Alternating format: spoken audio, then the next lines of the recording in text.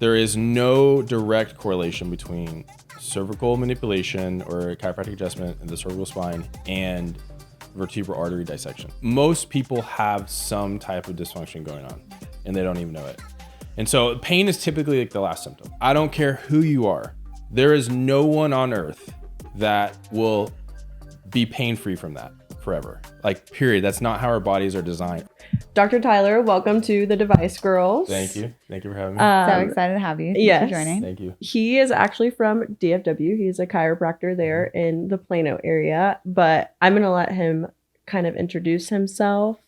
I go to him for care, but I actually knew him before that. His wife used to be my assistant coach in gymnastics in high school. So, Oh, really? yep. And you went to ACU, so you have Abilene roots. I do. Wow. Okay, let's This is dive my old into stopping it. grounds. Okay. Yeah. Okay, so what brought you to Abilene? So Abilene was ACU, right? Okay. Came to school at ACU. ACU's like been in like my family for like a long time. So literally, like, it's funny. Like, I think back, I never thought about going to anywhere else, you know, in like any other university. And sometimes I'm like, should I have? No. But ACU was like so much fun. I had a great time, met a lot of good people. So yeah. Did you play sports? I did intramurals. Okay, yeah, me too. Yeah. That's it. That counts. It counts. I was always on the C team. Okay. Or whatever it was. Wait, what sport? I mean, like flag football, Okay. you know, all of it. So whatever. gosh. They, you know, I was part of Galaxy. Do y'all know the social clubs? The social club. Well, she does not. I They're do. fraternities, but Yeah, technically, yeah. I don't know Okay. social clubs. Yeah. You don't know about them? Yeah. Well, she's told me a little bit Yeah. from, I because she was went to in one McMurray. at So McMurray. yeah. Oh, okay. Yeah. McDirty. Yep. Dirty. Yeah. No. So I was in Galaxy, and you know, so I was always on like the minor league teams, but you know, it was fun. Hey, cool. Yeah, awesome. Okay, so what was your degree at ACU? Yeah. So I started, I think with a lot of people, you know, I started as a biochemistry major, Okay. you know, and pre-med, all that stuff. Then it changed like 2 or 3 times. I went to like, you know, biology. I think I changed to biology as opposed to biochemistry. And then instead of pre-med, I wanted to be a dentist, so like pre-dental. And then like my freshman year, I started kind of developing, this is like a true passion for just fitness and just like loving, like, you know, really kind of starting to take care of my body, like knowing like, oh, okay, I need to eat like certain foods and all that stuff. Right. And so I really found a passion in that, and then discovered kind of like the physical therapy, manual therapy type of medicine. And realized, okay, that's kind of more my like avenue. And once I started taking, you know, classes like exercise physiology, all that stuff, I was like, oh, this is Your niche. it. Yeah. And so I switched to pre-PT. Then it was exercise science major. Now it's kinesiology major. And that's when I really, I found my calling in that for sure. So ended with a exercise science degree, pre-PT concentration. Okay. And at that point you decided, okay, rather PT route, yeah. chiropractor. So that was the whole thing. So I applied for Hardin Simmons. Okay. Physical therapy program. Got waitlisted. Okay. And you know, I was in like a relationship then, and anyway, I was just wanting to like stay in Abilene, and got waitlisted and started trying to figure out, okay, I need to take retake some classes, get some experience. And so I was a physical therapy technician in San Antonio, and at a clinic called Steven Stratton Physical Therapy. Okay. And the physical therapist there, the head physical therapist, Dr. Stratton, really kind of he was really all about educating his technicians, his whole staff. And so as a technician, I was doing like myofascial release. I was working on, you know, obviously sending people through exercises, but really going like hands-on with patients. And, you know, doing like helping with evaluations, things like that. And that's where I was like, oh, okay, there's this like manual therapy stuff that I really enjoy. I love like working with my hands. And And I love the physical therapy aspect of like, doing exercises and helping patients, recover from surgery, post-op, or pre-op, those types of things. But then like once I started seeing like manual therapy, I was like, that's more of my niche, right? Yeah. So, and so then what happened during that time I was there, Dr. Stratton's son, Brock Stratton, had just graduated from chiropractic school. Okay. From Parker University in Dallas, and he opened up his clinic within his dad's clinic. So his father's clinic. So then I got to see kind of what he was doing, which was even more manual therapy and like adjustments and all these different techniques. And that's where I was like, that is awesome. I love that. And so Brock was like, just go to Parker and then you got a job. You got a job already. So I'll hire you once you graduate and then come back to San Antonio. Awesome. And so that's where like I transitioned to chiropractic. That's pretty cool because most of the time PTs, isn't there sometimes like this, I wouldn't say war, but like just a belief gap in PT and chiropractic care? Yeah, there is. So I think that's awesome. Right. Yeah. Right. I don't really see it now. Okay. I think it's kind of changing. It's evolved. Okay. But yes, there is conflict because I mean the professions like overlap, and so I mean I think that's the case for a lot of professions. They overlap. I just think the more we need more physical therapists. We need more chiropractors. Absolutely. I mean,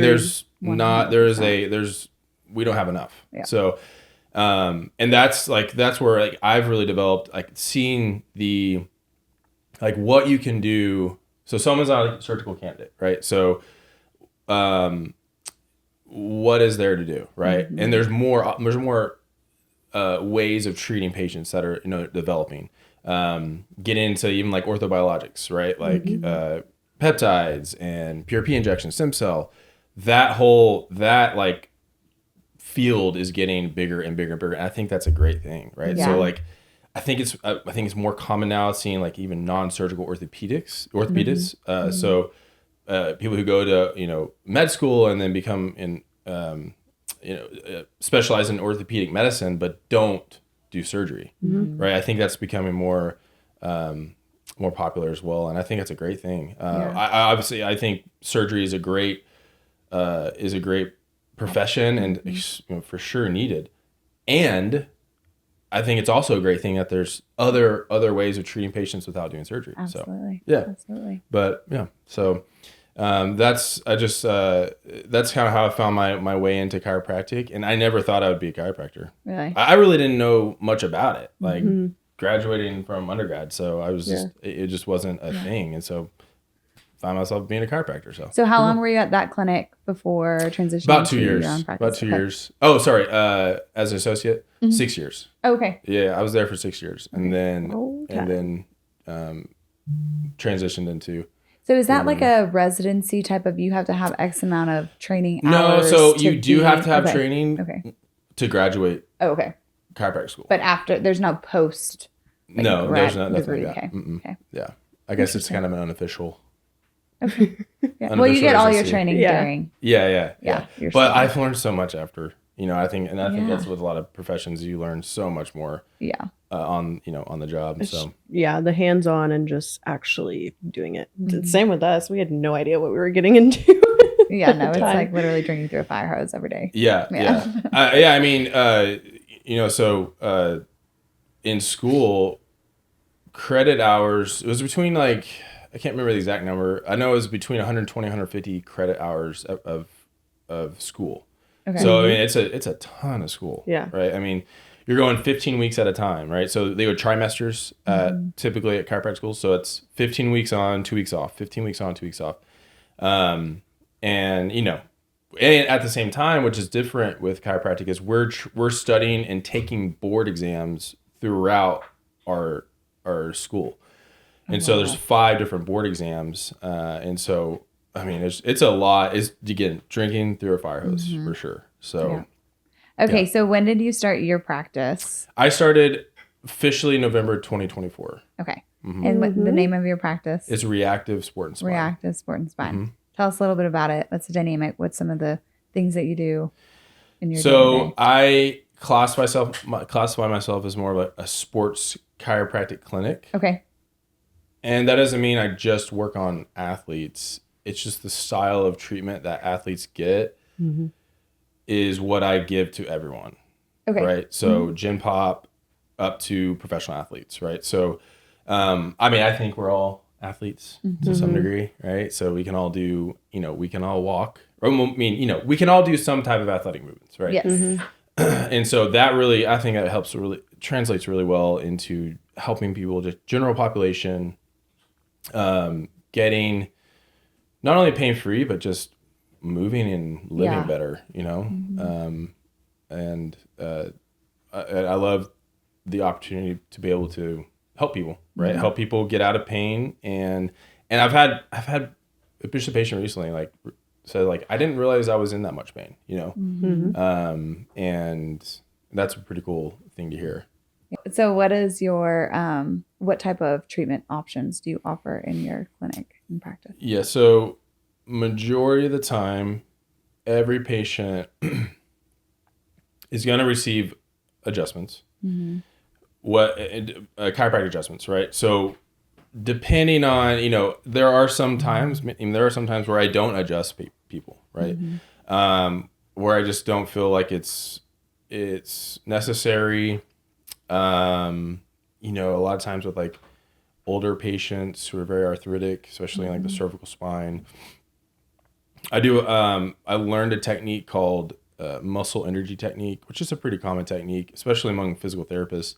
And that's kind of backtracking so Brock's father, Dr. Steven Stratton, when I was an associate at Stratton Stratton Sport and Spine, which is the chiropractic clinic. And I also wanted to say, I learned so much there. I am so grateful and I really consider Brock a mentor of mine, and he was obviously my boss, but I learned so much from him and also his dad. His dad would give us monthly trainings, and we would learn different types of manual therapy.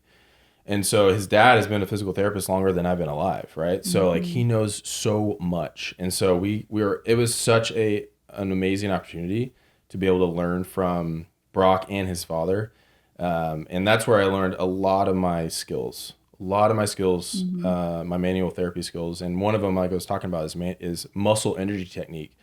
And so what that is you're basically able to move a joint without the popping, right? Okay. So, and you do that by actually contracting and relaxing certain muscles around that joint. Okay.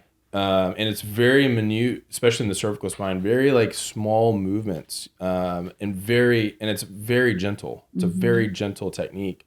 And so I'll do that with patients who may have a fusion, right? Or a cervical fusion or multiple fusions or disc replacement, or a patient who's older and who's, very arthritic and they don't move very well. And there's just some patients you just don't adjust, and that's why. And the other things I'd offer lots of soft tissue techniques. And so one leading one I do is called active release technique. And that was invented by Dr. Michael Leahy, who's a chiropractor in Colorado Springs. It's a technique that's very popular, very effective in working on the muscles and trigger points of muscles. And that's, a lot of people don't realize is that pain is a multi-factor thing, right? It's not just the joint, it's the muscle, it's the nerves, it's even the mindset of the individual. So there's a lot that goes into getting someone better, right? So it's all connected. It's all, chiropractic adjustments, soft tissue techniques. One of my favorite soft tissue techniques is dry needling. Dry needling is amazing. I've never had this done. I'm actually very curious. Yes, it is. I mean, Haley can talk about it because I needle her. I probably needle at least 90 to 95% of my patients. So really, if you're coming to my office, there's most likely you're getting a needle stuck in your muscle. Is this same thing as acupuncture? It's just a different term? No, it's completely different. Okay. So I'm actually... Can you explain the difference? Because I've had people ask me, is it like acupuncture? I'm like, no. Yeah. But I try to explain it to people, and you can do a much better job at it. So I'm actually certified in acupuncture. Okay. And the reason I did that was I'm certified in dry needling and acupuncture. Was at the time in Texas, we weren't really sure how, basically the credentialing the credentialing of like what it would take for a chiropractor to dry needle. So when I was at Stratton Sport and Spine in San Antonio, we took all measures. Mm-hmm. So I got acupuncture certified and dry needle certified just to cover all the bases. So, but now it's laws have been passed and where you don't really have to get acupuncture certified anymore. Okay. So, but acupuncture is a technique in an Eastern medicine technique. And so it's, a lot of people, Eastern medicine versus Western medicine is different. Mm-hmm. So right there, it's already very different. Okay. Not that it's bad, right. Mm-hmm. Or wrong. But there's different energies in your body that people who practice acupuncture believe that if those energies get out of balance, you'll have disease or sickness, or pain, right? Or depression, right? And so there's these certain points in your body, acupuncture points along these things called meridians, that say you have a certain type of issue, we're going to activate certain points in that meridian to help balance out that energy. Okay. And I originally I'm very a skeptical person, right? So I'm a huge skeptic. I was like, I'm just getting certified in it so I can dry needle. And I don't believe in it, right? Okay. However, and I'm naturally that kind of person. I'm very cautious with what I do. Well, not cautious, I guess, in the sense of I don't believe just anything. Yeah. Right. Mm-hmm. You want to know the science and the facts. Right. Yeah. Right. So there has been more research, and look it up. It's actually from Harvard that they're finding that some of these things that acupuncturists have stated are actually true.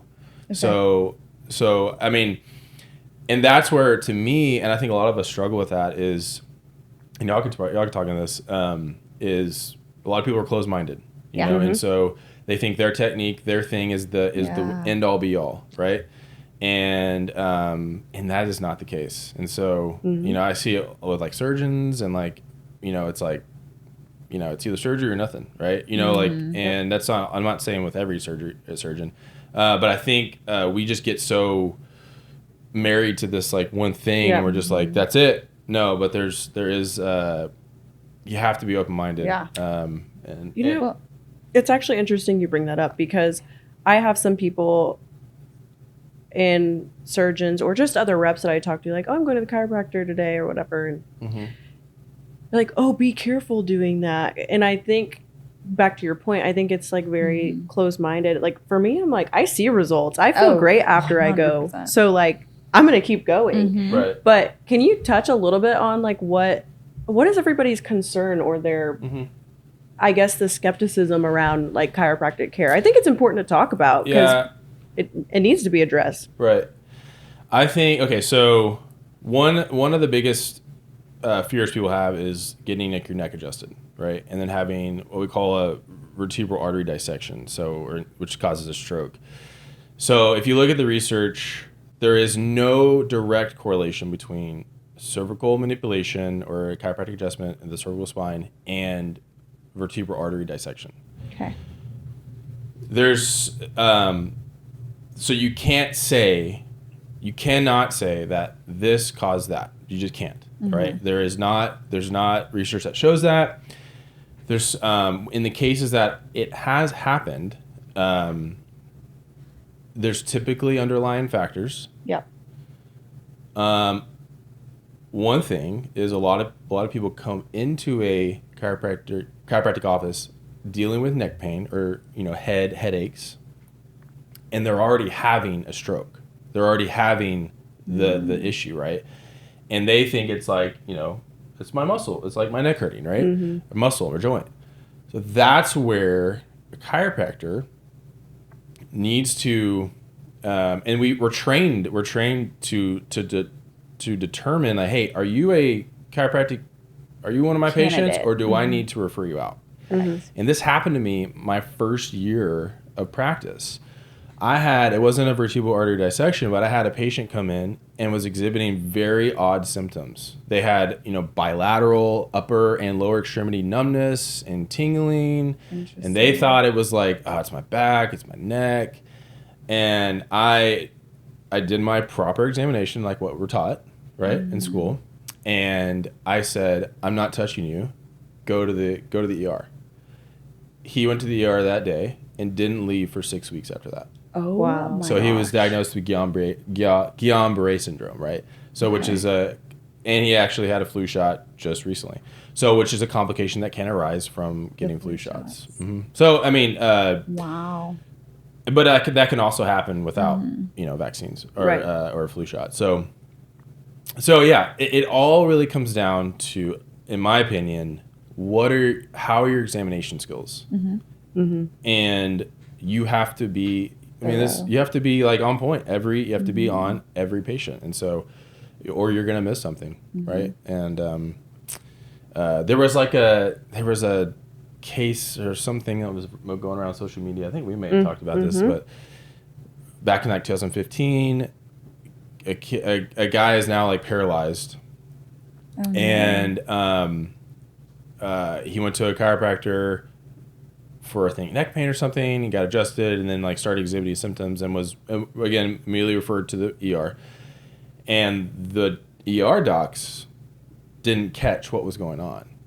And so they could have technically saved the person, right? And they didn't, because they didn't make the right moves or right choices, right? So it's just hard to say like this is causing this. So I think that's the biggest thing, right? Is like, well, if I get a neck adjustment, I'm gonna get a stroke. No, that's not true. Yeah, it's just not true. I love getting my neck adjusted. I'm like sitting here like wanting to pop, but I'm like, I know he's gonna judge me if I sit here and crack my neck. So no, I'm just saying. My palms sweat every time, but I still do it. Yeah, he's helped me get more comfortable with the fear. I love getting my neck popped. Wait, but since we're talking about this, what's actually happening when you are popping your back or somebody's neck? Like, can you dive into what's actually going on? I look at what I'm adjusting. One thing I want to be extremely specific in what I do when I'm adjusting a patient. And so I look at the adjustments as restrictions, right? Joint restrictions. Okay, so I'm gonna remove this restriction has been his come here due to some type of like faulty movement pattern that you've developed over time, or a traumatic event, like you are deadlifting and maybe you're fatigued and your last like rep, last set, and then boom, like you had improper form and you got pain, joints restricted. So I'm adjusting that joint, right? So there actually is something going on when at a chemical level when you get an adjustment. Okay. And there's certain things, certain chemicals that are released during that adjustment that help. Basically, y'all know like the parasympathetic and the sympathetic nervous system. So it activates the parasympathetic nervous system and helps calm you down. And so there's also chemicals that are released that help with kind of disrupting the pain cycle. And so there are legit, it's not just in your head. I guess technically everything is in your head, everything's mental, but there are literally chemical processes that are occurring during the adjustment, and that's why you feel better after. You'll also, when you get adjusted, the muscles kind of around that joint will relax, and you'll get more range of motion. Yes. Right, and you literally like there are people, physical therapists there's some physical therapists that be like, you can't adjusted, like nothing's happening during that adjustment. I'm just like, I don't know. You've never been adjusted then. I don't like, you just never experienced it. And so I feel the difference immediately. It's different. I was actually about to go on a mission trip to Ireland. Okay, cool. Literally 4 hours before I'm supposed to step on a plane, I like did something and I could not walk.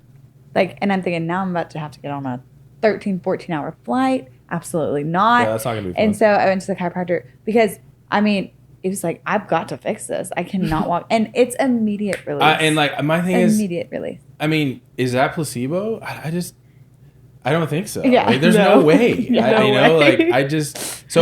But no, truly, there are chemical processes happening during an adjustment, and this has been proven. So, I think it was interesting when you touched on, Eastern medicine. Wait, I want to get back to Western. that because he didn't get to explain dry needling. Well, yes. It's a yeah, big yeah. thing. Yes, I want to touch on that. And so, but my parents, like, I've grown up in a household, like, you get adjusted. I mean, if something's off, like, you go to the chiropractor. And my dad always used to, I mean, like, weekly even, or a couple times a week, was going, especially after a severe car accident. He was struck as a pedestrian by a car and thrown, like, 12 feet up in the air across the intersection. Oh, wow. With someone who was running a red light. So he's like happy to be alive. Oh, yeah. So he had extensive surgeries and therapies afterwards, and which included chiropractic care. And I think that's where he really found a lot of his relief after, the surgical healings and stuff like that.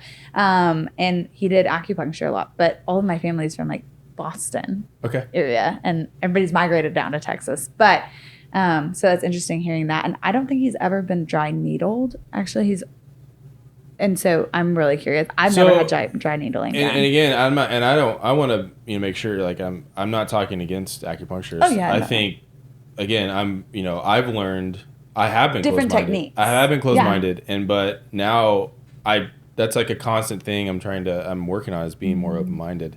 So does dry needling and acupuncture overlap? Yes, I believe it does. There's a technique in acupuncture called surround the dragon. And so the dragon is like, I know it's kind of, but like there's like a knot, right? Or a trigger point. And then surrounding that trigger point, we all know trigger points, right? We all developed them and have them, probably have one right now. Sure. And you surround the dragon, you surround that trigger point with needles, and it helps relax that trigger point. Okay. So that's where dry needling, and there's other ways too, but that's where dry needling and acupuncture overlap. Obviously, it's the same. Well, so there's another thing people don't realize is you can get acupuncture without needles. So people don't realize that, but you can. So really? It's about how do you stimulate that point. Release. Yeah. How do you stimulate that point, right? That's true. So there's different ways you don't have to use a needle. So kind of a little story of dry needling, how this occurred. So Dr. Travell, I don't know if you've heard of that name before. So she was JFK's personal physician. Okay. So do you remember JFK? You remember like learning he had a bunch of like back issues? Do you remember that? He like wore like braces and stuff like that. So he had a anatomist doctor, right, that was assigned to him to help treat all those things. And so she, along with other practitioners and physicians, started a study where they're trying to treat these like knots, like these things that hasn't been classified at that point. What they trigger points. They came up with that term, trigger points, and they started injecting them with steroid and also saline to have like a control in the study. They found that the results were extremely similar with the control and so steroid and the saline injection. And so that's where dry needling was created. So we're getting this basically the same results with putting a needle into this area of the muscle that's really tender. Let's try to find something else that's not a syringe, because can you imagine getting stuck with a syringe like multiple times in that muscle over and over again? That would be extremely painful. So they found they used the acupuncture needle, and the difference is, so you have a syringe, there's a hypodermic needle, so there's a reservoir where like liquid goes through. Yeah. The dry needling or the acupuncture needle is a monofilament needle, so it's a solid needle, right? So there's no reservoir, right? That's why they call it dry needling. There's nothing being injected. And so basically the needle kind of pushes things out of the way as opposed to like tearing through, right? And so as you know, if you get lots of injections, you develop scar tissue. And so that doesn't happen with dry needling. So that's where it was birthed, right? Was from that study. So, and that was back in like the 1970s. Okay. So dry needling's been around for a while. For a while. Yeah, it's just gotten popular within the past like decade or so. Yeah. That's awesome. Yeah. But what's happening with dry needling is you put it into the trigger point or that sensitive area of the muscle, and it does a lot of things. So one thing, it helps relax that trigger point. So you ever like been taught like if you contract a muscle, if you're like having a hard time going to sleep, I don't know what method it's called, but you like squeeze a muscle and then relax, and then you work like you start with your calves. And then you go up to your quads and your hamstrings and your glutes. And so when you contract a muscle really hard, okay. So have you all ever been like tased before? I have actually. No. You have been tased? Yes. Okay. Well, listen, my friend in my early college years, like he was a police officer. And Okay, yeah. I was like, come on, let's just try it. Oh, of course. So we tased each other. I mean, he's already. Been, And how'd you feel after? Dropped to my knees. How'd you feel after though? Oh, it hurt. But no, after were you relaxed? Do you remember being relaxed? Oh well, yeah, because you're just like. Yeah. So right. Yeah. So you have a crazy amount of contraction of all your muscles. Yeah. And then you relax, and that helps. There's I've never been tased, so yeah. So we tased each other. Yeah, there you go. Sorry. So it's a what's the term? Like a reciprocal response, right? Yeah. So where you have like a really high intense stimulus, and then the opposite will occur. So it's like that's one of the things that's happening basically when you're getting needled is you have a really localized spasm of the muscle, and then that helps relax the muscle. Okay. So it's like, I mean, you can you could probably like compare it to, okay, you're trying to get bigger muscles. What are you going to do to that muscle? You're going to stimulate that muscle. You're going to really work it, and then it. I mean, it's not the same type of comparison, but then that muscle will respond to that stimulus. So it's called a localized switch response, and that happens like that's your body's response to the needle. It's really cool. I mean, you can talk on it. But like, yeah. Well, so what happens is like he puts the needle in, and it's a very small needle. I mean, the first time we did it, I was like, "Oh, okay." Yeah. Sometimes you don't even feel the needle. No, but it stays in because then you use what is the thing you use that stimulates? And so that's another thing is there's lots of different ways to dry needle. So that's just the way I do it. Okay. But yes, I put actual like electrical stimulation through the needle. Okay. Yeah. Do some people not, and they just use the needle? They just like stick the needle in there and make it.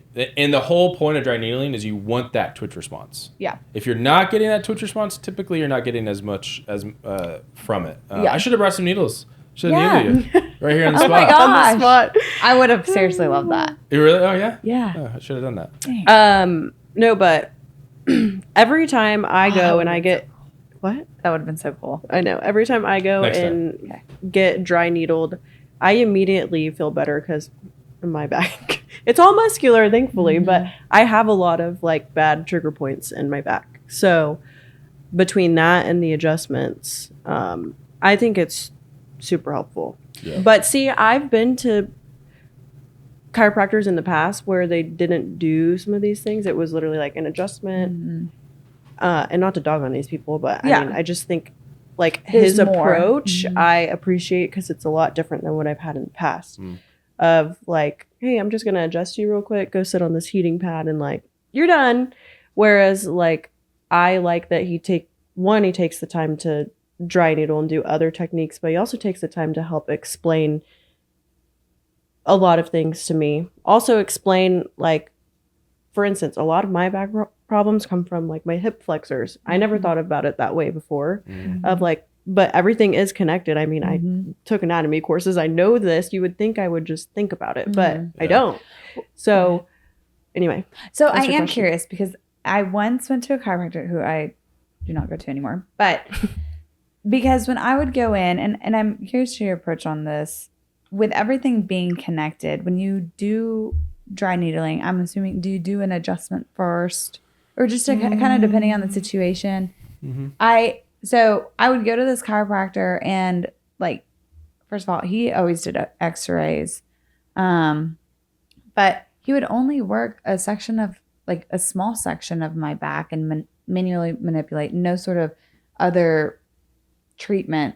And so, but he would only just pop like just a few things and say, okay, well, I would literally feel the next day that I'm feeling the exact same kink or whatever. Because to me, I was always thinking, if you're not starting from the ground up or like working my whole system to get it in line, then how does that help? Because it's going to go right back. Yeah, I'll speak on that for sure. My approach to treating patients is very specific in the sense of I have, basically every patient I see is getting something different. Yeah. So if someone has neck pain, I'm typically not going to work on their lower extremities. Oh, really? That's just how I approach things. Okay. I really have found this, is that if I start messing with other areas that really aren't like more like adjustments, okay, in the sense like because I can lead into other things, but a lot of times like someone comes with like low back pain, I'll work on their low back, I'll adjust their low back, I'll do tissue work, dry needling, active release technique, corrective rehab exercises, but I really won't adjust their neck. Okay. I find that doing that sometimes actually creates issues. No problem. But I didn't think about it like that. And that's where like the power of an adjustment, it's actually pretty powerful. Yeah. And I don't think people realize how powerful it is, what it does again to your body. With a mechanical mindset, mechanical and also chemical, right? So there are a lot of times I just won't.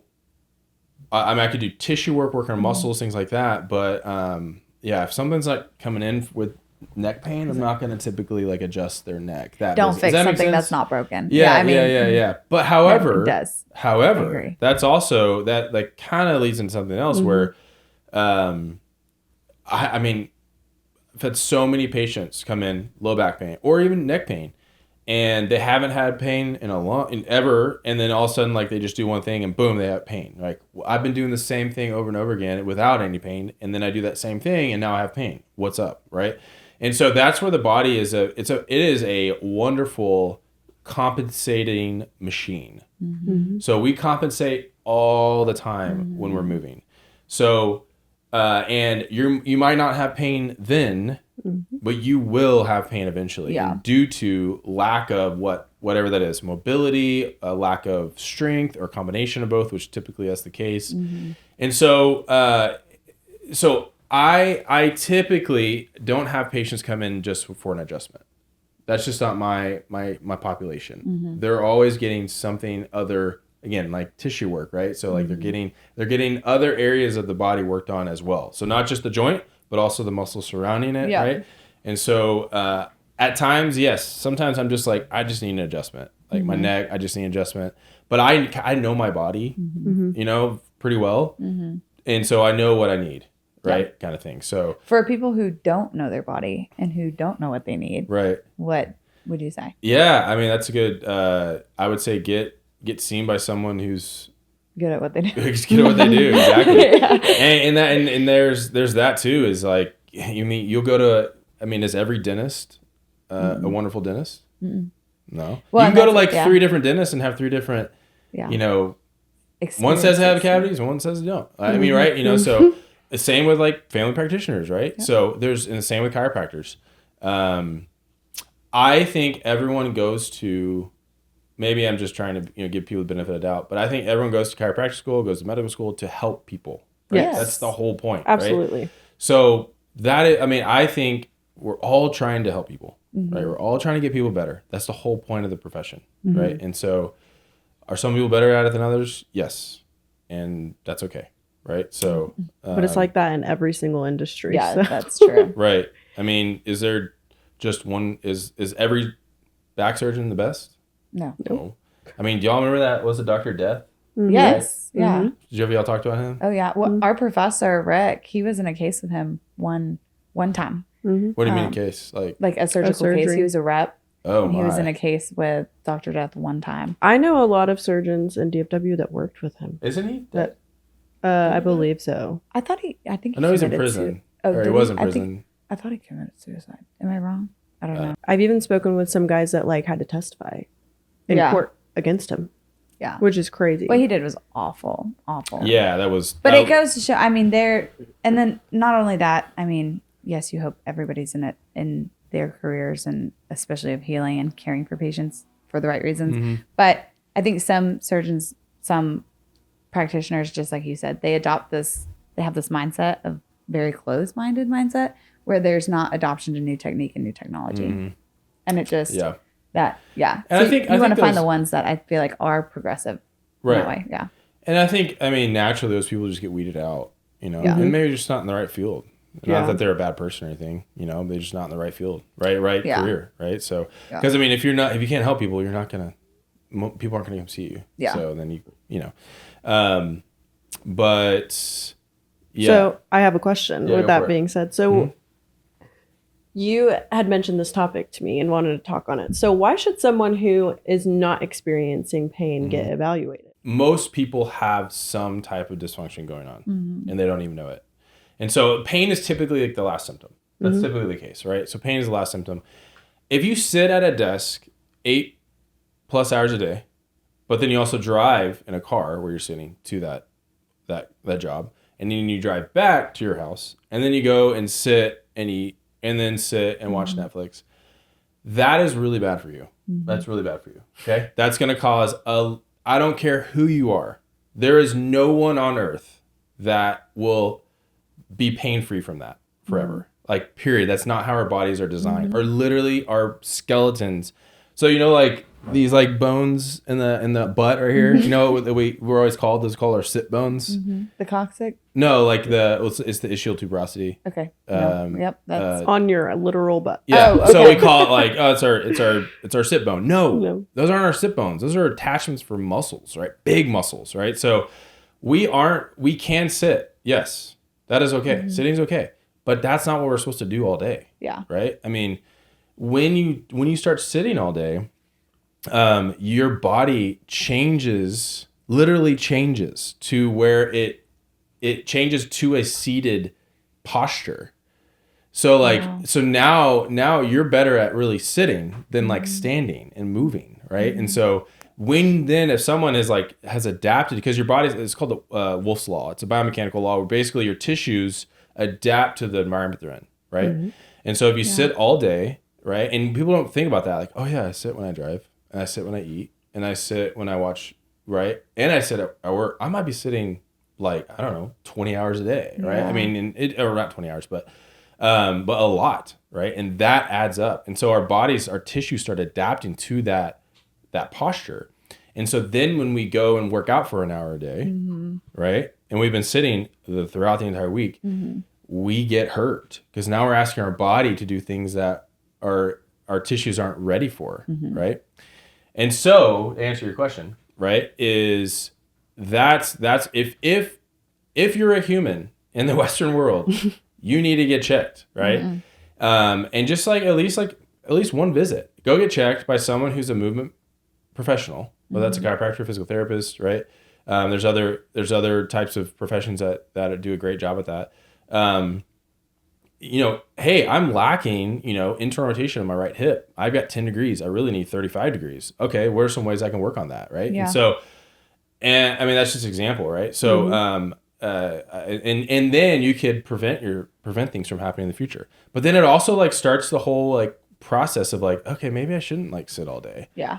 Maybe I should get a standing desk, invest in that. Yeah, that'd be great. That'd be really good for you. There's standing desks in the studio. That's awesome. And the reason why I like a standing desk and why they're so good is because you move while you're standing way more than you're sitting, right? Yes. Y'all should get standing desks right now for this podcast.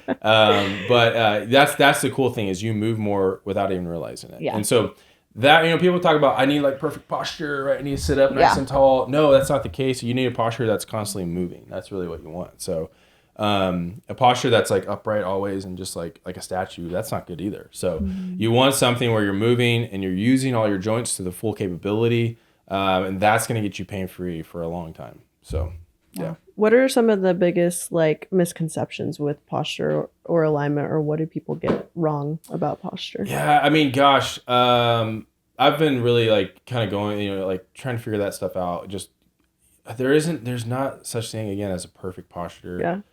Perfect alignment. I don't believe that either. Okay, and I am curious. And Yeah. I mean, you're muscular. So do you? Okay, I've always been told that this can like not be good. Yeah. I guarantee And you. I've noticed you've you've maybe crossed your lower, but you have not done any sort of which. Yeah, I guarantee you. So, do you typically cross left over right more? Yes, normally Or right I cross over like left? this, right over left, but Okay.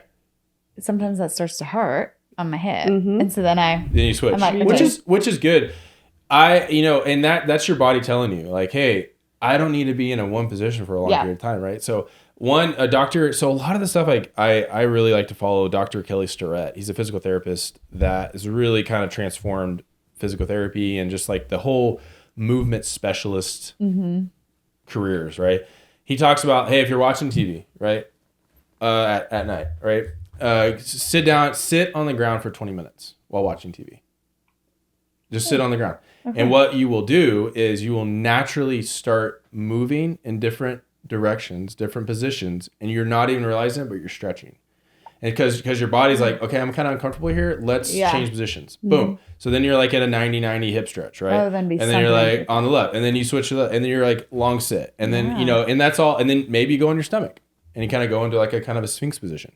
So really like the ground will make you more mobile, Okay, which is kind of cool. Yeah. So that's kind of a cool little thing he's talked about. that makes sense never even though. I thought mean, about because that. I look, mean, you yeah. just kind of form into your Yeah, and seats, so you know? and so this Mhm. is super comfy. yeah. So you don't want to move, right? Yeah. And that's where like having a little discomfort, right? Like the Yeah. ground is kind of uncomfortable, will make you move. Will make you kind of stretch and get into different positions and like start.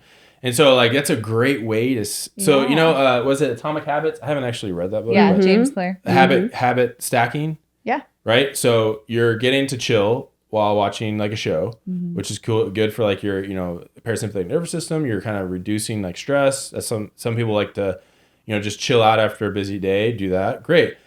Habit stack. So now get your stretching in while, doing that while you're eating dinner. I don't know.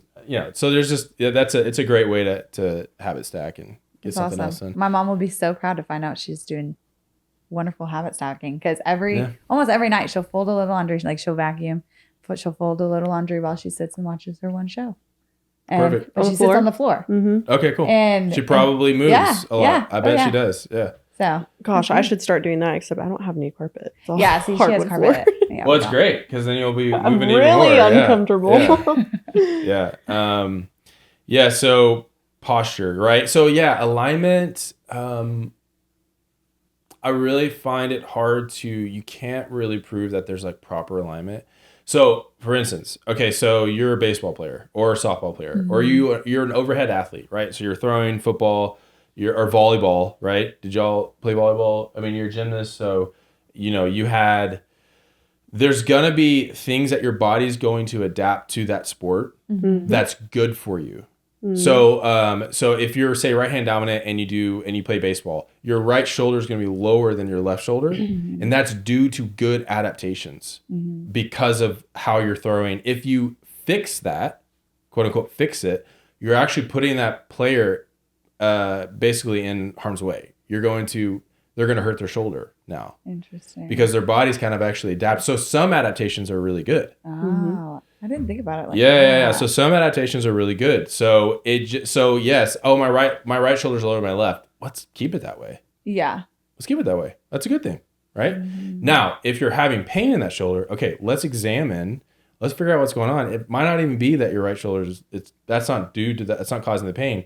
It's I have, whatever, weak serratus or, weak lower traps, or my levator is super tight, so there's so many more factors that, I'm just out of alignment. Yeah. It's really hard to say there's like a proper alignment. So, think organs, right? Organs, are it's not symmetrical. Our lungs aren't even symmetrical, right? So there is It's true. there's just like a gray area. It's not black and white. That's the hard thing I've learned is like, man, it's not black and white. Yeah. Every patient's different. Well, that's what I Yes. was gonna say. Yeah, we were just talking about that yesterday. It's like no one person is the same as the other. So you can't really Right. sit like, what's the standard you compare to? I mean, we have textbook standards, but Right. Not every patient's a textbook patient. exactly. Yeah, I mean, gosh, that's why like every patient probably should be getting something different. You know, if you're getting like the same treatment every time as and everyone else in that same place, I don't know, you might want to find Go somewhere else. Yeah. So, I mean, I think that's kind of a shotgun approach. You're gonna get most people probably you're gonna get some relief for sure for people, but you know, I get patients that have been through seen it all, right? They've been a chiropractor, physical therapist, they've gotten injections. Man, I had one patient and she had crazy migraines, all the injections, like 5+ MRIs, like just so much treatment, and she was like, I can't get better. And I got her relief, and that's because really one of the biggest things was dry needling. Like dry needling really helped her a lot. Really? So like that, a proper alignment, like, man, I don't know. It's like every person's different. So every person's alignment is going to be a little different. So, but again, to kind of circle back, if that alignment could be causing pain. Yeah. But that's where the examination comes in. Okay. How good is your exam? Yeah. Really what it comes down to. So what does like a full workup, if I go to your office, what does that look like? So say you have low back pain, right? Yeah. Okay. Mine are my hips, but yeah. What's up? I have hip pain. Like I have okay, so just, hip like, pain. Hip, Yeah. Okay. So I'm gonna do like specific already. I've already kind of honed in. Okay. So I'm not gonna be doing anything in your neck because most likely the thing that's causing your hip pain is coming from around your hips. Okay. That makes sense, right? Yeah. So I'm going to look at your low back. I'm going to do different orthopedic tests. Orthopedic tests are designed to elicit pain if there's an issue, right? What do those look like? Yeah. I mean, some of the common ones I use is the Thomas test. Thomas test determines what your hip flexor lengths are, right? Okay. First I'm asking like, hey, tell me what are some movements that cause you pain, right? Okay. That's when I sit after I've been sitting for so it's when you're sitting. Okay. So then certain things happen. Like I said, when you sit a lot, right? Certain muscles adapt. Okay. So now I'm going to look at your hip flexors because most likely your hip flexors are really tight. But another thing is people don't realize is tightness typically leads to weakness too. So not only is a muscle tight, it can also be weak. And then that's a whole other thing is people are like, hey, my hamstrings are always so tight and I stretch and stretch and stretch and they never get better. That's because your body has a really cool system where it's not going to put you at a more prone, like a position where you're going to be more injured. Okay. Yeah. Meaning like, okay, if I stretch my hamstrings, yes. If my nervous system's like, hey, okay, if I let those hamstrings lengthen, because everything's controlled by the nervous system, that person's going to be even more unstable. So I'm not going to allow that to happen. Yeah. So that's where, again, that comes into the exam is like, if you're just looking, okay, I got tiny hamstrings. Okay, let's just stretch them. Did you test the strength? How strong are they, right? So there's a lot of, again, so I'm doing specific orthopedic tests, but before that I'm asking like, hey, what makes it better? What makes it worse? Let's make it simple here, right? What kind of treatment have you received? Have you received any treatment, right? What's helped in the past? What hasn't helped? Is this the first, episode, or has this happened multiple times? Yeah. Right. And so then I'm getting into, I'm also asking, hey, have you been diagnosed with any medical issues? Right. What medications are you taking? Are you having any allergies? Have you had any surgeries? Yeah, I had a L4-5 fusion. Okay. That's kind of a big deal. Yeah. Right. So what's your family history like? Right. Yeah. I mean, anything like high blood pressure, high cholesterol, cancer, stroke, diabetes. Yeah. So all that plays a factor. Right. And then I'm getting into orthopedic tests. Like I said, I'm doing specific orthopedic tests that are kind of in that area.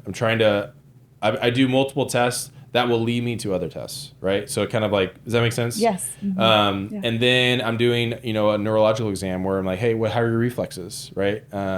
How's your sensation? Right.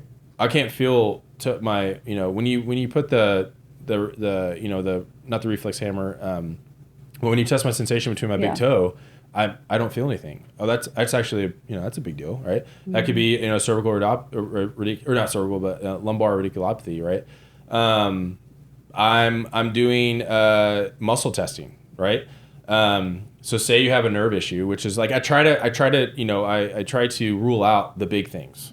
Right? My I'm gonna rule husband's out the got a big huge things. nerve issue right now. Okay, on the yeah. side So of his hip. and okay, he does, yeah. Like on like the side. just like a lot of pain right here. Is And he- he is not. He never complains about Is he a anything. police officer? No. Okay, just curious. He's an electrician. Okay, But- so he's probably sitting and like getting in like. Does he wear a belt a lot? He does. Yeah. And I didn't even think about that. So he probably a lot of times that kind of numbness, pain sensation on the side of the leg is it's due to nerve entrapment. It's called a peripheral nerve entrapment, most likely. I mean, I'm just saying, just based off of that quick. No, yeah, he said it's gotten a lot pretty common. worse. Okay. Yeah. So pretty easy fix though. Is that just type of treatment that you could do now? Yeah, Okay. exactly. So because I was like, what? Yeah. Go to the doctor. Because I mean, he never complains. I'm like, it's probably a nerve issue. But I'm like, I don't know. And that's another thing is like if medical doctors are listening, if someone has a joint issue, like go in your community. Yeah. And find someone that's good at working on muscles and joints. Yeah. Whether that's a physical therapist or chiropractor, go find somebody. Yeah. And then refer those patients to that person. Don't just give them, here's a muscle relaxer. Here's I see it all the time. Here's a muscle relaxer. Here's a steroid shot. And a quick fix of follow meds. up with me in 3 weeks. What? No, that's not right. I don't do that kind of stuff. If someone has like something that's out of my scope, I'm going to refer to someone, right? It happens all the time because I want that patient, that patient needs to get better. Yeah. So that's something is go find someone you trust and refer them musculoskeletal patients, please. Yeah. Just do it. Like, we learn, so in chiropractic school, about the first 2 years is the same as medical school. We all learn the same stuff. After that, that's where medical school or doctor of osteopathy, DOs, they start changing, right? They start getting way more into pharmacology, pathology, those types of classes. We learn a ton of anatomy, like a lot of anatomy, way more than medical doctor. If the medical doctor is going to specialize in orthopedic surgery, of course they're going to do way more, anatomy and stuff like that, of course, right? But I'm talking about like a family practitioner. We learn way more of like musculoskeletal stuff, conditions than they do, right? So that's our expertise. Yeah. Right. I learn enough of all the other stuff just to make that patient safe, right? Hey, okay, go to the ER, right? This is not me, right? Like that Guillain-Barré syndrome patient, right? So this isn't me. I know this is not my scope. Go see someone that can handle that. Yeah. But then, so I'll do that neurological exam, and then rule out all the big stuff. Okay, let's figure out, okay, so you're weak here, tight here, wherever that is, we want to get it to this. We want your internal rotation. A lot of times people's internal rotation, which is this way, is really limited just because we sit a lot. And let's, and then I determine a treatment plan, right? Hey, let's figure out like the best approach here. And then I treat you, right? And so, treatment commences. So, again, typically people are getting tissue work, probably dry needling, some corrective rehab exercises that go along with that. And that's one thing I like to do at my clinic is I really want to educate and empower my patients. Hey, these are things you can do on your own that can help with this. I like to be somewhat in control of my stuff, right? Yeah. I don't want to have to rely solely on someone else to get better. Yeah. If there's something I can do on my own, great. Yeah. That's awesome. Well, one of the things you said, like in the very beginning, where I'm like, wow, like if somebody steps in your door, they're going to feel that because, you said everybody's an athlete. Right. Even if we're C-team athletes, or even if you're, if you're a bariatric patient. I was always C-team. Exactly. Yeah. Like even if you're, a bariatric patient or whatever, if you can move your body in some capacity, you're an athlete. And I think that mindset starts, or like that empowerment starts with the mindset that you're creating. You can do more than you realize, for sure. Yeah. Well, and he's definitely helped me realize things that like I need to work on that I never thought about. Like my hip flexors, he's like, go do this exercise, strengthen your hip flexors, or like with my neck, taught me exercises I didn't know to actually like help work it. So I just think it's like important, like you're saying, to go and maybe you don't want to do the research on your own. I don't. You go get tools from somebody. Right. Someone's already done the work. Right. Yeah. An expert in their field. Right. Yeah. Yeah. And I've had a lot of patients where they come in with, an issue, neck pain, and I find out they're a golfer or like that's an example I'm thinking of. And they're really limited in golf and any type of rotational sport. You need a ton of range of motion within hips and your thoracic spine. So people don't realize that. And what ends up happening is based off of, again, like the sitting stuff, our hips get really tight. We start decreasing rotation within our hips, and our thoracic spine gets super tight too. Yeah. And it's really designed to rotate. And so they'll go and do like golf, right? Or, tennis, right? Pickleball. And they start, swinging and they start rotating, right? Because you have to do that in the swing. And you start rotating more in the low back. And the low back is not designed to rotate as much as the thoracic spine and the hips are. And so you'll eventually develop pain. And so I tell them, hey, let's just work on improving some of your range of motion there in your hips. And they always say, they come back later, I've got more power, I've got more distance, whatever. And that's because they're utilizing their body for that sport, right? So, or that activity. So are oftentimes your treatment paths for patients it's not like a one quick fix. Like, hey, we've got to continually work and release this area to get this to stay where we need it to stay. Yeah, I mean, I'd say on average, patients are coming between 3 or maybe 4 to 6 times. Okay. Yeah. Okay.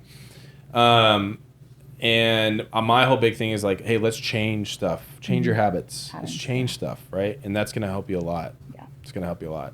I know when I sit, if I'm like having to do paperwork a bunch and I sit, I've been in the corporate life actually a little stint in the corporate life, and did not realize how much sitting occurs. It is crazy. And there are people I see that do standing desks, and that's great. Yeah. Man, I don't see how people can do it.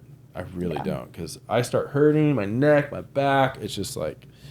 Well, I didn't even. I mean, until you pointed out, driving, because we're always in the OR, and so unless we find a stool, we're standing. That's great. And so, but I mean, I will tell you, we had a lot of drive I time start too. hurting after I'm standing for a long time. I do too. Right, and part of it, and that's the case. And part of it too is you have to wear this heavy lead to keep from the X-rays, and so it's constantly pulling on your front. And so I always feel like I have horrible posture in the OR because I'm like having to like compensate, and then I'm standing the whole time. Yeah. So, but then you're changing back to the driving dynamic too, and it's like, yeah. Oh.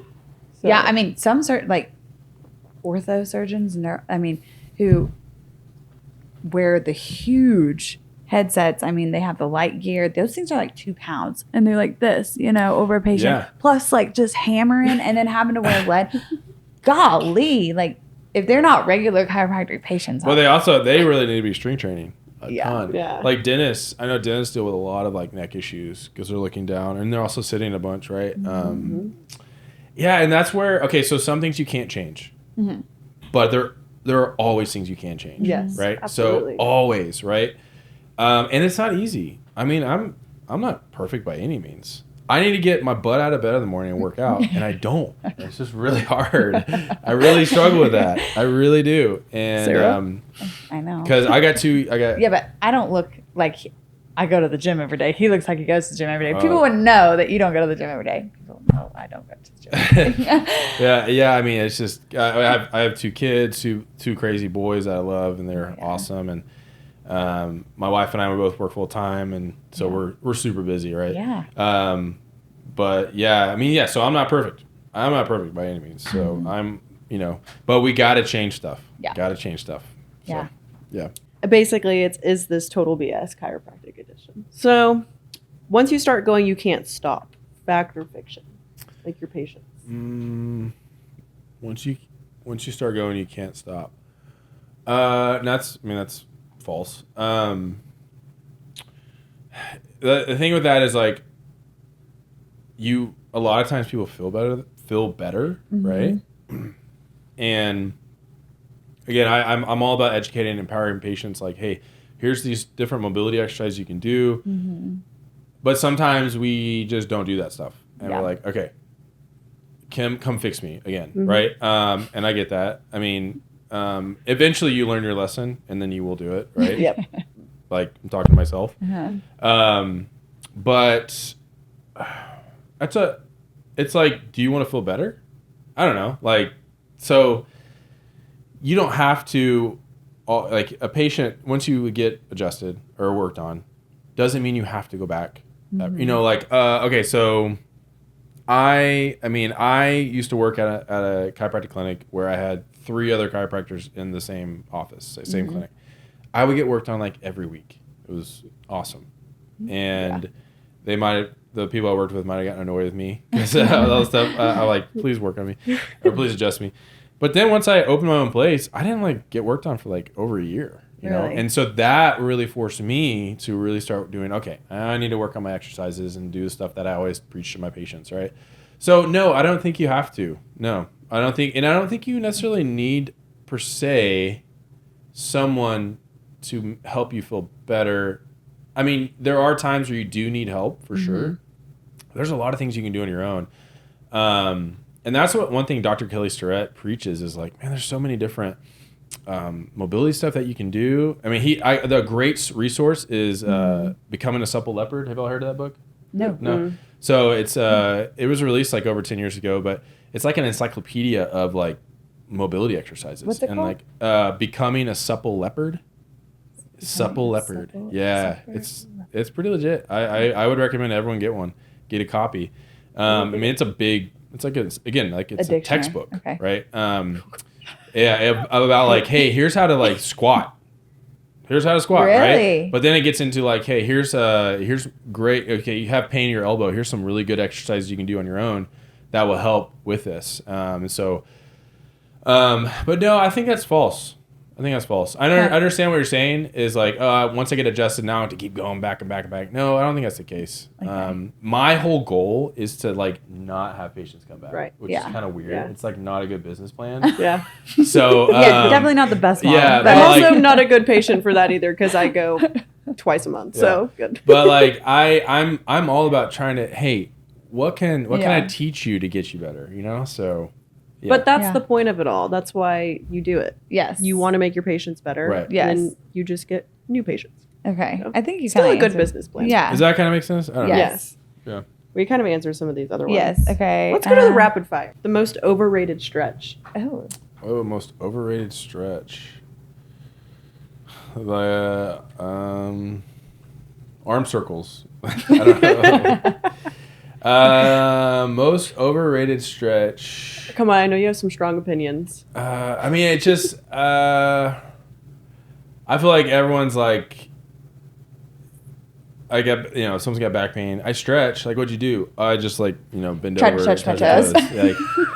Like, typically, that's not going to get you better. So, I would say a forward bend stretch. Okay. We're all guilty, right? Yeah, oh yeah, no, that's me. I'm like, I stretch every day. So so I'm like, okay, so like, what makes it feel better? Oh, I stretch. Okay, which stretch? Like this stretch. Okay, there's like so many more stretches, right? Yeah. And most likely that's actually making it worse. Really? Right? Yeah. Yeah. Yeah. Okay. So hamstring. I would say hamstring, but someone's going to be really mad at me.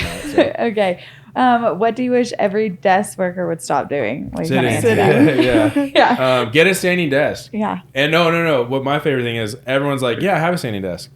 I don't use it, but I have one. So I'm like, use your freaking standing desk. Yeah. So. One of my surgeons, she's literally like go all the time. No joke. She has a standing desk. That's it. And she has a treadmill underneath too. Like she's like literally all day. She's working. I mean, she's running. She's operating. I mean, she's just. It's impressive. Like, a lot of people are doing that now. I actually want to get one of those walking pads for mine too. They're not that expensive either. No. They're really not. They're like surprisingly pretty cheap on Amazon. So. Yeah. Mm-hmm. So you don't have an excuse. Yeah. Stop. Buying Starbucks lattes for like 2 months, and then you can afford it. So. There you go. Okay. What's one daily habit that silently wrecks your spine? He's probably going to say sitting. I know that's the obvious one is sitting. The non-obvious one. Oh, I have one in mind. Popping your neck all the time. Whoops. This whole thing. Please. Yeah. Or popping your back. Right, Like, my spine. Hey, what about this one? and we can talk about that. Oh yeah, looking at your phone. Oh yeah, doom scrolling. Yeah, if you constantly pop your neck a lot or your low back, it's just not really good. So what ends up happening is you make that joint really hypermobile, like Okay. as in it becomes too loose, Okay. and it becomes unstable. So if a joint is loose, especially in the spine, it becomes unstable, and then that's when you can start developing issues. All right, so and then your body starts making what's interesting is your body starts making the joints above it and below it really tight, and so I've actually experienced that. I used to pop my hip all the time, during pregnancy. I struggled just because I was a beached whale, so I couldn't, get the ankle I needed to actually get a solid pop. So, I mean, after that, I have not been able to really pop my hips like I used to, and I'm like, oh my gosh, and I need to. So you need to get, that's what you need to get, like tissue work. You need to get muscles worked on. Okay. You need, probably there's like some imbalances like strength wise. Yeah. Well, and I always pop my neck. So sorry, don't. Yeah, I get it. I mean, I'm guilty as charged too. Yeah. So. Okay, Sarah, you ask the next one because I know the Okay, answer to this. foam rollers or lacrosse ball? Both. Wait, what's a You never used a ball? lacrosse ball? Something I learned from him. Okay. You haven't used a lacrosse ball? Oh yeah. Lacrosse balls are great little mobility tools to like work on tissues and like tight muscles, things like that. Okay. Yeah, I love both foam rolling and lacrosse ball. It kind of is doing, in a sense, you're kind of doing somewhat of like what dry needling's doing Okay. on a way lesser scale, but you're creating change within the muscle tissue. So I think it's great to do before a workout as a warm up, right? Yeah, foam rolling, And lacrosse ball. Okay. Yeah, massage guns. Those are good too, right? Great way to something you can do on your own. Yeah. Man, when I see chiropractors or PTs using massage gun, I'm like, what are you doing? Like the patient can do that on their own. I don't know, whatever. Like You're like, they're use here. your hands. They're here for. Use your what you're- hands. Yeah. Get better at using your hands. Yeah. Yeah, that's one thing I want to say to chiros and PTs. Get better at using your hands. Don't rely on tools. Although tools can be great, like dry needling. Yeah. When that's all gone, what are you going to do? Yeah. Okay. Next. I don't even know if this one pertains to you. Craziest thing a patient has said Yeah. or asked. Oh, I've had patients fart when I adjust them. actually, no, I'm just kidding. No, do not say I have because I have not. That I know of. That Yeah. is a fear of mine, though. I have like, just because I have tummy issues sometimes, and like, God knows the way y'all are wrenching on them sometimes. Like, Yeah, I mean, that's super awkward. I'm just like, I just kind of go with it. I'm Or there's sometimes where he's like, it oops. happen? And a lot of times that patient just like completely ignores it. I'm just like, oh gosh, this is awkward. there's- Move on. there's sometimes where he's like breathe in, breathe out, and I'm like trying to breathe, then he's squeezing, and I'm like, yeah. "Ugh." My fault. Like okay, I don't know. oh I'm my trying to gosh. follow your directions. Yikes. Yeah, that'd be weird. That's one thing is like, man, I've been working on a lot of like jaws. You can really get into like the muscles back Yeah. here. Man, it's some uncomfortable stuff. But we like, a lot of people, we clinch a lot. Just, Yeah, like, so I have you- really bad TMJ, like really bad Okay, yeah. TMJ, Mhm. migraine triggers. Like it's wicked. And there's I can't remember. It's basically a TMJ massage where they go Yeah. in and they just like their hands in, gloved up, just Oh yeah. wrenching on you. And I think I really Your want to do tears that. are you get like crying during it, right? Oh, so I've actually never had it done. Oh, you never had it done? No, Okay, gotcha, I just yeah. get injections for mine. Like Botox. Mhm. Yeah. And which I mean is unbelievable. I mean, when they start injecting, you can automatically start to feel your jaw just release. Mhm. It's crazy. As soon as it goes in, I mean, you just feel like Yeah. relief. Yeah. So actually, I needle the do? masseter, needle Okay. the masseter, which is kind of like it kind of goes along with like Botox injections, Mm-hmm. helping relax the muscles. I go into them and get into these muscles called the pterygoids, Okay. medial pterygoid muscles up in the TMJ. Extremely uncomfortable to work on. Extremely I'd uncomfortable, imagine. but very effective. Really? Yeah, most times when I'm working on patients, like, and that's the thing, if you're coming in like for TMJ disorder, TMJ issues, you're like, just do anything. Just do it. Just do anything to get it feel better because it hurts. And it causes like headaches.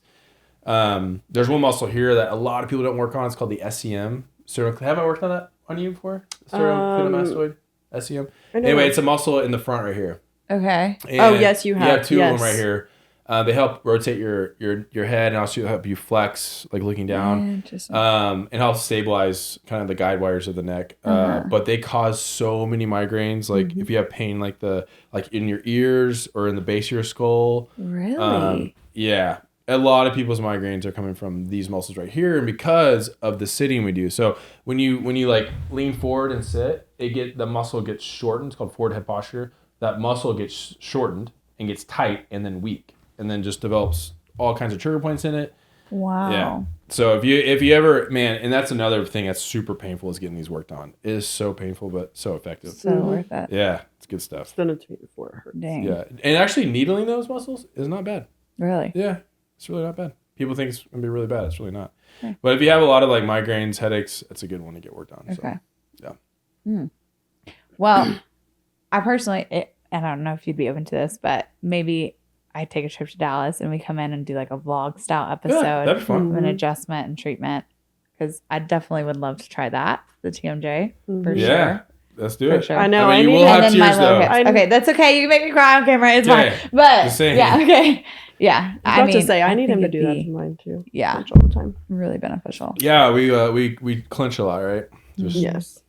Okay, so Natural stress. with that being said, let's kind of close this out. Where can people find you? I know that you have some content and stuff on Instagram. Mhm. And do you have any upcoming workshops or resources or content? Yeah, I'm constantly trying to just give out kind of free advice on Instagram, Facebook, different stretches, mobility things that help me and my issues that I've dealt with, and also with patients too. Mm-hmm. So I'm always trying to give out free content there. It's a work in progress, it takes time, but yeah. So Instagram, check me out. Reactive Spine is my handle. And that's a reactive without an E. Okay. So Okay. REACTIV spine. So yeah, you can find me there. Workshops, yeah, nothing in the books right now. Okay. But again, just be on the lookout. I'm always trying to give out free advice and free Awesome. content there. Okay. Mhm, for sure. Well, thank you so much for coming on. Thanks for having me. I had a appreciate blast. All your Thank y'all. insights. This was amazing. Yeah. And I look forward to coming up and Let's visiting do you it. and having an Let's adjustment. make it happen. Oh, yeah. Thank Okay. you so much. Yeah. Thank you. And Thank tune you. in next time, guys.